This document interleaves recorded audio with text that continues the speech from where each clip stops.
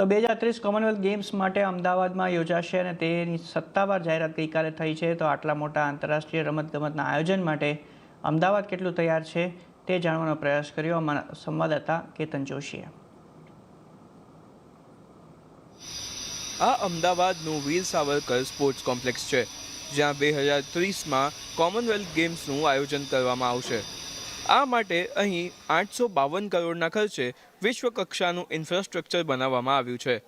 દેશભરના ખેલાડીઓ અહીં વિવિધ રમતો રમવા માટે અને પ્રેક્ટિસ કરવા માટે આવી રહ્યા છે। ગુજરાત સરકાર રાજ્યમાં આંતરરાષ્ટ્રીય રમતોને પ્રોત્સાહન આપવા માટે પણ તૈયાર છે।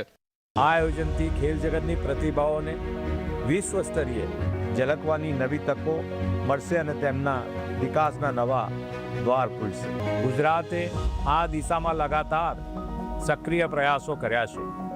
વર્તમાનના વર્ષોમાં ગુજરાતે સ્પોર્ટ્સ ઇન્ફ્રાસ્ટ્રક્ચરમાં મોટા પાયે રોકાણ કર્યું છે।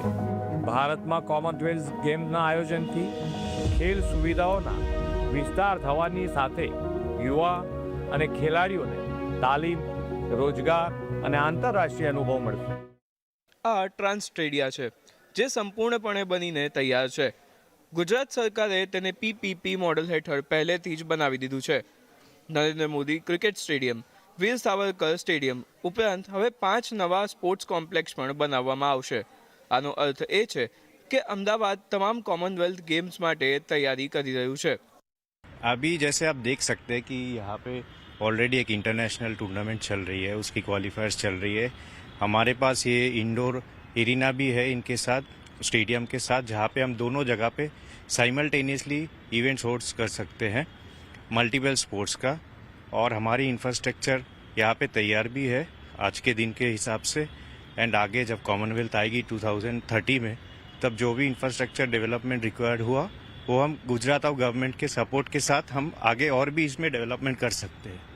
और ना कि सिर्फ नॉर्मल स्पोर्ट के लिए, हम पैरा स्पोर्ट के लिए भी तैयार है और उसमें भी हम काफ़ी चीज़ें कर सकते हैं। જ્યારે ગ્લાસગોમાં અમદાવાદના આયોજનની જાહેરાત કરવામાં આવી, ત્યારે ગરબા અને ઢોલ દ્વારા ગુજરાતને પરંપરાગત રીતે વિદેશમાં રજૂ કરવાનો પ્રયાસ કરવામાં આવ્યો। પરંતુ સ્પોર્ટ્સમાં પણ હવે ભારત આગળ છે, તે 2030માં દેખાડવાની તૈયારી પણ ભારતે કરી લીધી છે। કોમનવેલ્થ ગેમ આવવાથી માત્ર મોટા મોટા રમતના મેદાનો જ નહીં બને, પરંતુ ખેલાડીઓનો જુસ્સો પણ વધશે, સાથે સાથે મેડલની ટેલી પણ વધતી જશે। કેતન જોશી, અમદાવાદ।